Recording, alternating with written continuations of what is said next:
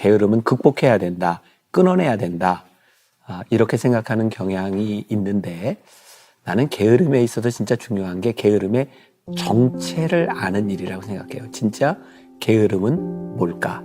그리고 우리가 구별해야 되는 것은 일반적인 게으름과 신앙적인 의미에서의 게으름을 구분하는 것도, 게으름의 정체를 좀 바로 보자. 그러니까 부지런함에 대한 정체를 바로 보자. 부지런하게 하나님의 일을 한다고 하면서 정말 하나님과 멀어질 때가 많이 있어요.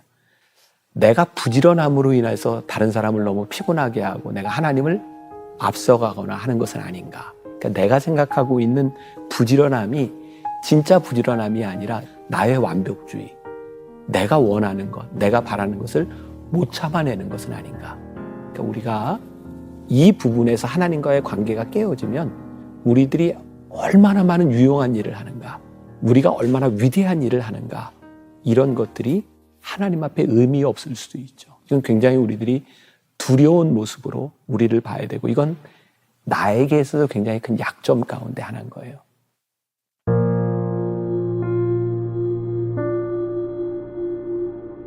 자, 게으르다.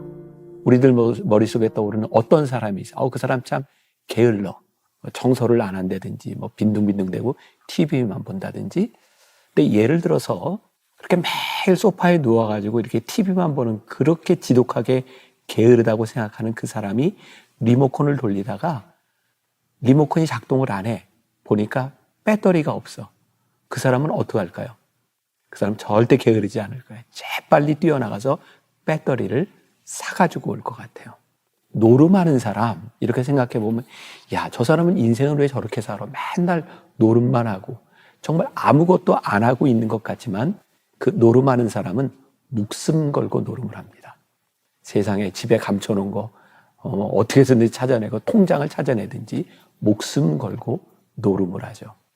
사실 이 게으름이라고 하는 것은 단순히 어떤 우리들이 생각하는 그런 게으름에 대한 부분이 아니라 무엇을 하느냐, 그것이 굉장히 중요한 부분일 것 같아요. 성경에 보면 역대하 29장에 게으름에 대한 말이 등장을 하고 있어요. 내 아들들아, 이제는 게으르지 말라.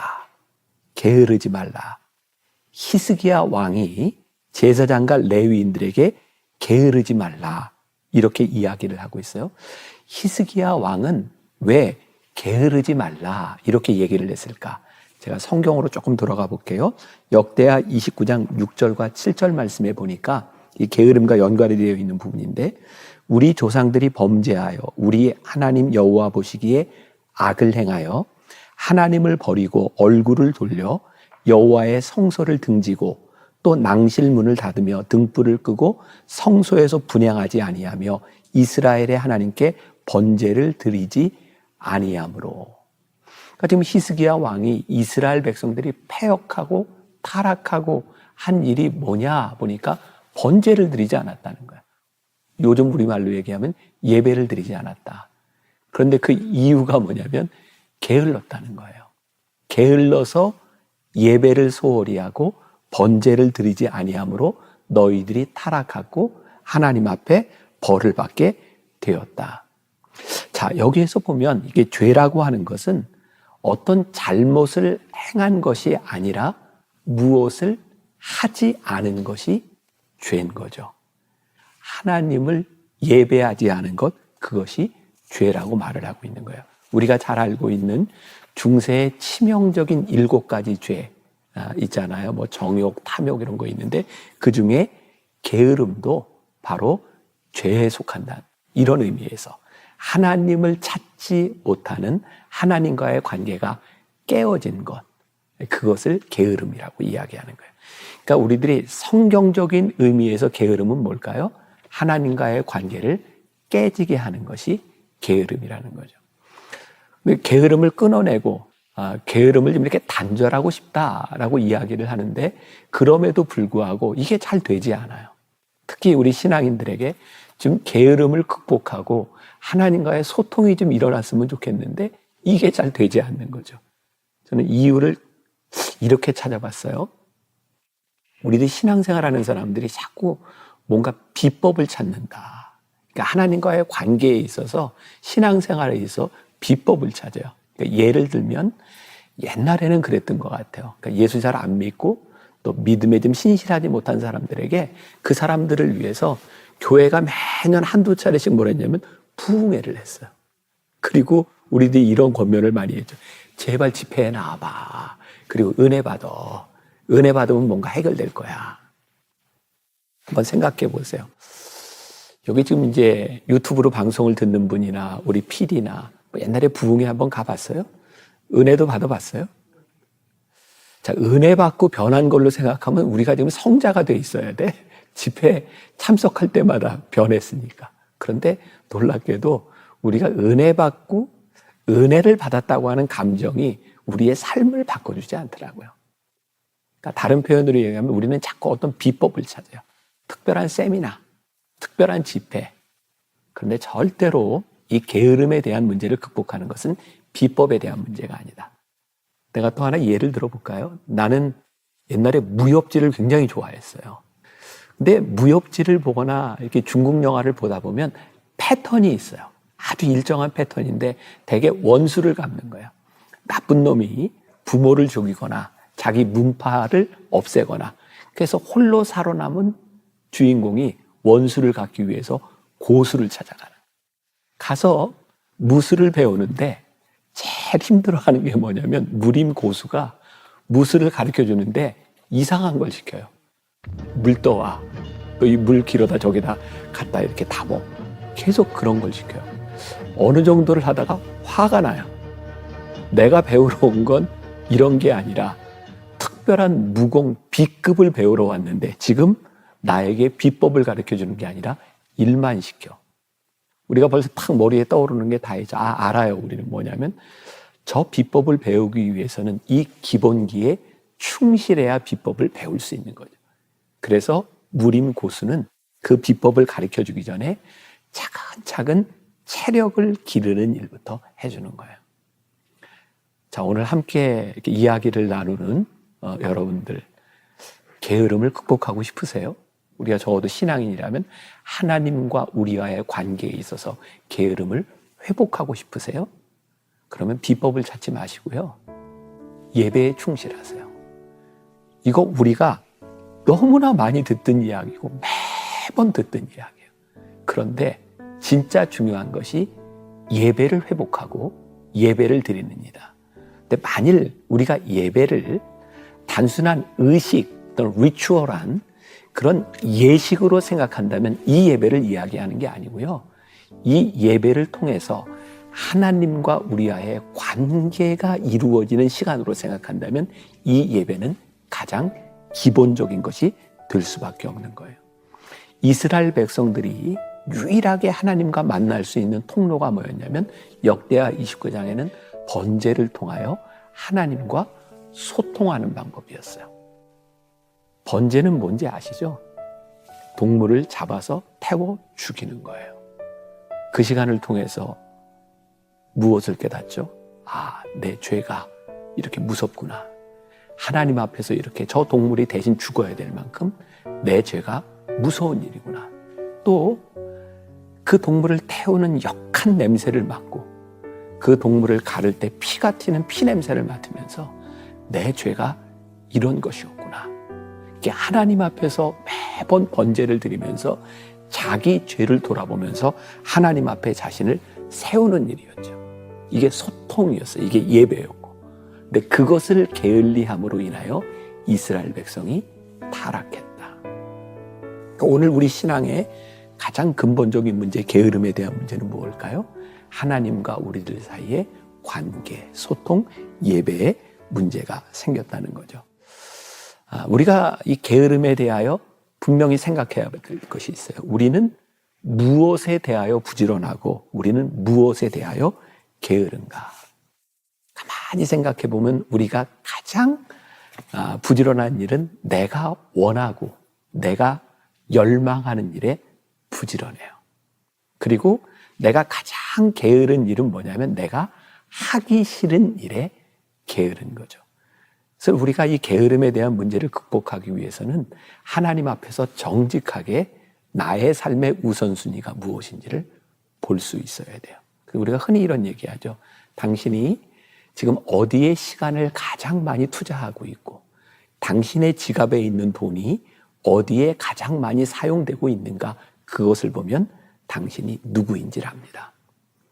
당신이 어디에 부지런하며 당신이 어디에 게으른지는 당신의 시간과 당신의 지갑을 보면 분명히 알 수 있습니다. 자, 다시 이야기하면 게으름은 어떤 것에 대한 것이 아니라 지금 우리들이 무엇에 대하여 관심을 가지고 있느냐에 대한 문제이다. 그러니까 우리가 게으름의 정체를 우리들이 올바로 보는 것이 중요할 것 같아요. 중요한 얘기죠. 하나님과의 소통이 단절되는 것, 그것을 우리 신앙적으로 가장 게으른 문제, 가장 큰 죄의 문제라고 이야기할 수 있는 거죠. 하나님과의 관계에 소통이 소홀해지면 왜 큰 문제가 생길까요? 하나님의 소리를 듣지 못하면 우리는 자꾸 주변 소리에 귀를 기울이게 돼요. 참 신기하죠? 우리들이 관심을 가지고 있는 것에 소리가 들려요. 저도 종종 놀라운데 길을 가다가 뒤에서 목사님 이런 소리가 들리면 그냥 돌아봐요. 그런데 아저씨 뭐 이런 얘기에는 제가 뒤를 돌아본 적이 별로 없는 것 같아요. 나를 굉장히 당황스럽게 했던 일 중에 하나가, 내가 이제 군목을 마치고 미국 유학을 가기 전에 종로에 있는 어학원에서 토플 공부를 할 때였어요. 난 이미 결혼한 사람이었고, 그런데 이렇게 토플 공부를 하는데 아저씨 소리가 자꾸 들리는 거예요. 나는 안 돌아봤어요. 근데 계속 아저씨 소리가 들려요. 그래서 봤더니 나를 부르고 있더라고요. 나는 내가 아저씨인지 그때 처음 알았어요. 나는 목사님인 줄 알았거든. 자, 우리가 관심 가지는 소리에 우리의 머리가 돌아가고 귀가 돌아가고 관심이 돌아가는 거죠. 그러니까 우리들이 신앙인의 관점에서 이 게으름, 이것은 하나님과 소통에 대한 문제라고 하는 것을 알아야 되고요. 그러면 이제 이런 궁금증이 생기는 거예요. 그럼 하나님과 우리들과의 이 소통에 대한 문제에서 우리들이 가지고 있는 이 게으름의 문제를 어떻게 극복할 수 있을까요? 궁금하시죠? 네. 역대하 29장 11절에 보니까 이런 말씀이 있어요. 내 아들들아, 이제는 게으르지 말라. 그 다음이 중요한데, 여호와께서 이미 너희를 택하사 그 앞에 서서 수종들어 그를 섬기며 분향하게 하셨느니라. 게으르지 말라. 이유가 뭐예요? 여호와께서 이미 너희를 택하셨다. 그러니까 우리 신앙인들에게 있어서 게으름을 극복하는 가장 중요한 것 중에 하나는 하나님의 택하심을 우리들이 깨닫는 부분이에요. 이 매튜 폭스라고 하는 사람이 신학자인데 참 멋진 말을 했어요. 게으름의 처방은 무엇인가? 게으름의 처방은 부지런해지고자 하는 결심이 아니다. 게으름을 치료하려면 당신 안에 있는 불꽃을 다시 발견하라. 그리고 그 불을 태워라. 당신 안에 있는 불꽃을 발견해라.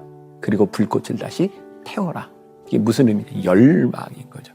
그러니까 내가 하고 싶은 일, 내가 해야만 되는 일, 이 불꽃이 살아있는가? 나는 오늘날 교회를 가장 무기력하게 만들고 지금 이 사회 젊은이들이 무기력해지는 이유 가운데 하나가 불꽃이 사라졌다고 생각하거든요. 우리의 가슴을 뛰게 하고, 내가 굉장히 좋아하는 편인데, 야, 내가 이 일을 하다 죽어도 좋아. 내가 죽어도 좋은 일.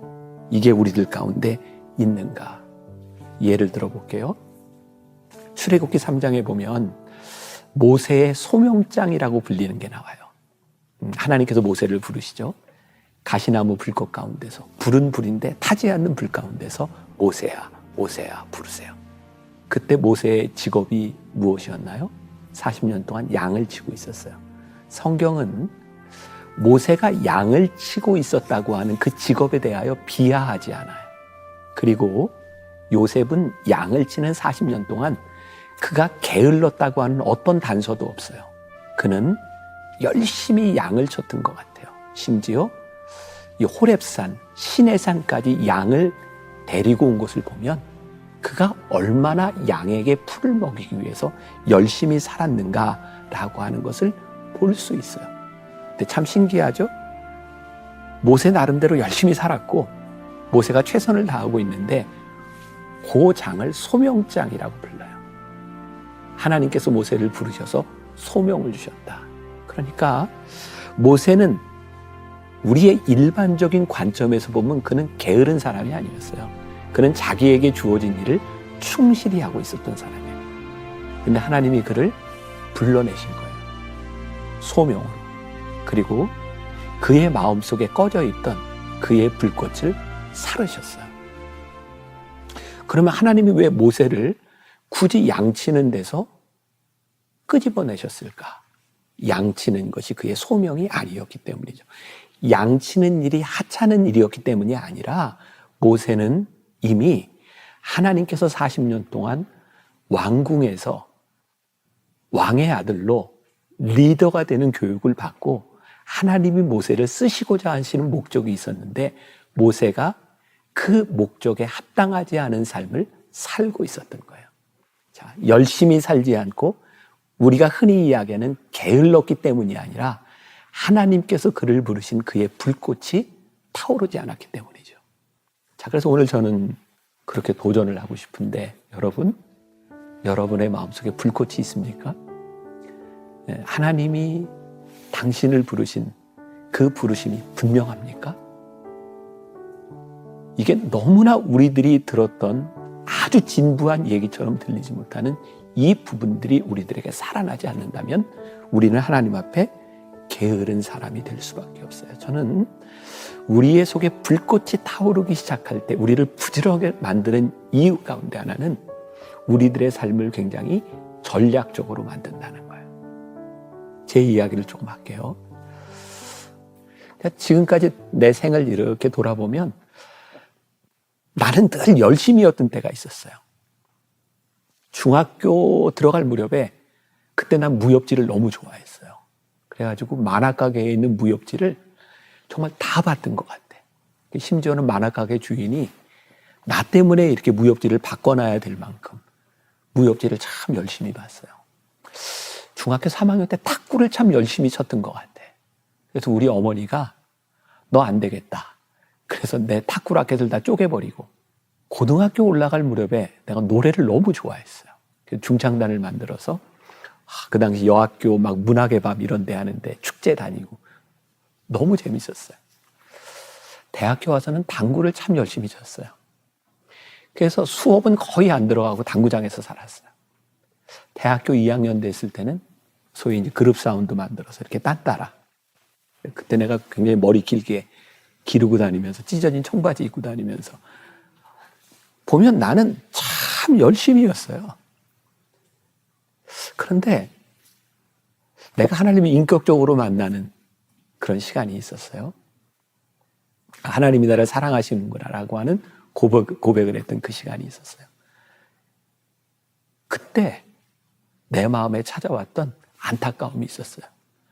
아, 내가 지금까지 인생을 헛살았구나. 나는 늘 열심히였는데 내가 지금까지 살아온 삶이 아까웠어요. 그때 내가 결심을 했죠. 새벽을 살아야 되겠다.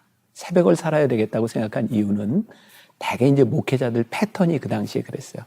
새벽 예배를 인도하고 나면 피곤하니까 집에 가서 한두 시간 자고 그 다음에 아침에 나와서 일을 하고. 그런데 나에게 그 아침이라고 하는 시간이 새벽 예배를 마치고 난 그 시간이 내 인생의 제일 귀한 시간이라는 생각이 들었어요. 이건 아무도 방해하지 않는 시간이야. 나만이 쓸 수 있는 시간이야. 그때 내가 이제 28살 때입니다. 새벽을 살아야 되겠다. 그때 결심을 했어요.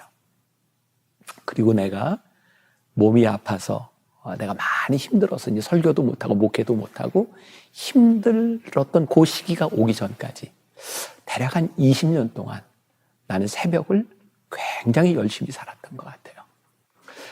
지금 나를 생각하면 지금 나를 만나교회 목사로 내가 지금 목회를 할 수 있도록 만들었던 가장 중요했던 시간이 뭐냐면 하나님이 나를 부르셔서 내 소명을 일깨워 주셨던 그 시간이었어요.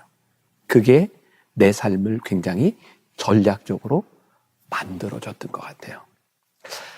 게으름을 이길 수 있는 우리 크리스찬들에게 제일 중요한 것은 뭐냐면 하나님께서 우리를 부르시는 불꽃이 살아나기 시작할 때 우리들의 삶에 집중력이 생긴다는 거죠. 아마 이런 얘기하면 아마 젊은 사람들 이거 꼰대가 하는 얘기야 라고 이야기할지 몰라도 옛날에 우리들이 들었던 성공에 대한 이야기를 할 때 소명, 성공하세요 이런 이야기들을 생각할지 몰라요. 그러나 나는 변하지 않는 게 있다고 생각해요. 하나님의 부르심은 우리들의 삶을 타오르게 한다는 것이고 우리들의 삶을 집중력 있게 만든다는 거예요. 그러면 소명이 생겼기 때문에 우리는 완전히 게으름에서부터 우리들이 벗어날 수 있는 걸까요?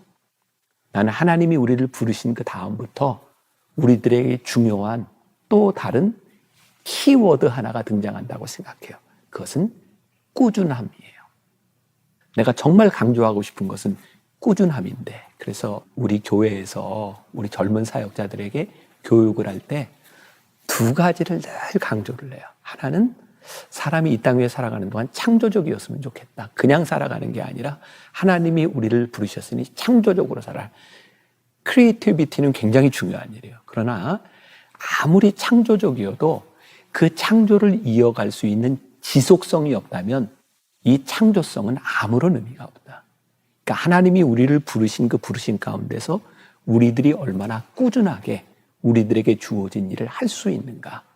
그러니까 우리들에게 소명이 오고 우리들의 삶에 불꽃이 타올라도 내 삶의 의지적인 노력이 없이는 우리들의 게으름을 이길 수 있는 방법은 없어요. 야구, 우리나라에 제일 인기 있는 종목 중에 하나인데 야구 투수들 평균 자책점도 있고 몇 승을 하느냐도 있고, 그런데 감독들에게 물어봤어요. 이 팀의 제일 소중한 투수는 누구라고 생각합니까? 감독들은요, 매년 꾸준히 10승 정도를 올려주는 투수가 최고랍니다. 한 해에 20승하고 그 다음에 10승도 못 올리거나 아무리 평균 자책점이 아무리 좋아도 제일 훌륭한 투수는 누구냐? 꾸준히 10승을 할 수 있는 사람이 가장 좋은 투수라는 거예요. 우리들이 하나님 앞에 소명자로 살아가면서 우리들이 제일 훌륭한 사람은 누구냐? 시종여일하게 신실하게 자기의 자리를 지킬 수 있는 사람들이죠. 게으름을 극복하는 방법, 한 걸음 한 걸음 나아가는 길이죠. 가끔 위대한 결심을 하는 사람을 많이 봐요. 하나님, 제가 정말 영적으로 훌륭한 기도의 사람이 되겠습니다. 제가 내일부터 시간을 정해놓고 기도하겠습니다. 근데 진짜 중요한 건 오늘부터 하루 1분 기도하는 게 정말 훌륭한 거고, 우리들이 어떤 위대한 결심, 다음에 무엇을 하는 것들이 아니라 평생 우리들이 하나님 앞에 거룩하게 살겠습니다 라고 하는 위대한 소원보다 지금 오늘 우리들에게 주어진 이 시점에서 우리들이 어떻게 거룩하게 살아가는가. 그래서 결론은 보면 너무 당연해요. 게으름을 이기는 것은 성실함이에요. 그런데 그 성실함은 어디에서 오는가? 하나님이 우리를 부르신 그 부르심, 우리의 가슴을 불타게 하는 그 일에서부터 우리의 소명이 불타오를 때 우리를 게으름으로부터 이겨나가게 만들고 부지런하게 만들고 전략적으로 만든다는 것. 난 목사인데 이런 말을 좋아해요. 전략적. 이왕 우리들에게 주어진 동일한 시간, 동일한 삶이 우리들에게 주어졌다면 좀 전략적으로 살 필요가 있다. 하나님이 우리들에게 주신 생명을 조금 더 가치 있게 살 필요가 있다. 그러면 게으름을 이길 수 있을 것 같아요.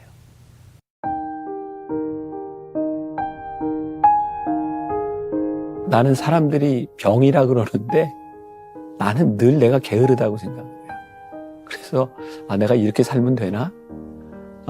이건 병입니다. 워커홀릭.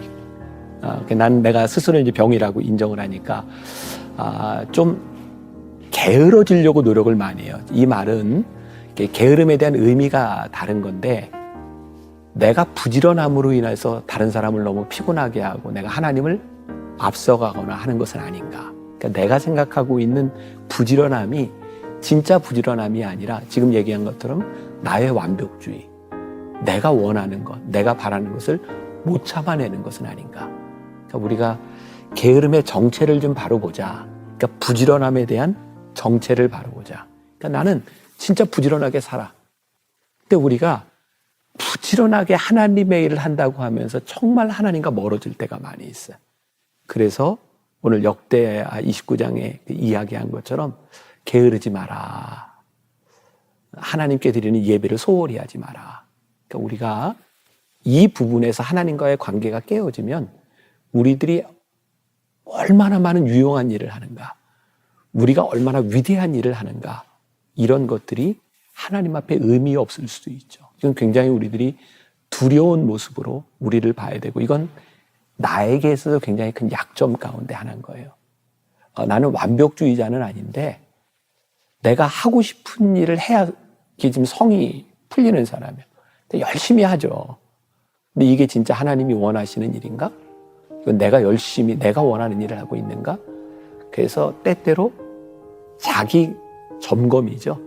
나는 자기 성찰이라고 하는 말을 중요하는데 우리들의 삶에 자기 성찰을 하는 시간들이 필요해요. 왜 방향을 잡아주니까.